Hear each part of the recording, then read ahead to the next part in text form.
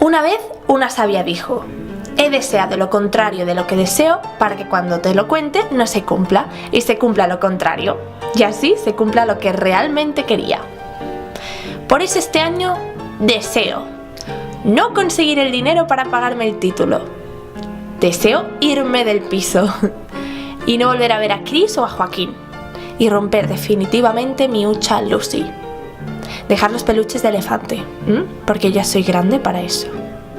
Y deseo renunciar a mi sueño de ser arqueóloga y conformarme pues con ser camarera, dependienta, cajera. Porque ¿para qué luchar por mis sueños?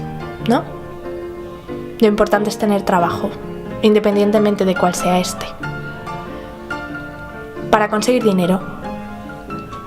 Y con ese dinero pues poder pagarme un piso, unas facturas y otros estudios. Y repetir una rutina día tras día, hasta que tenga hijos. Y que estos estudien durante 20 años y deban currar el doble para poder hacer una tercera parte de lo que podrían estar haciendo.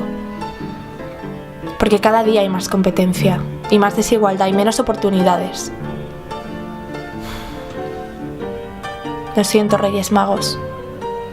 Este año creo que voy a pasar.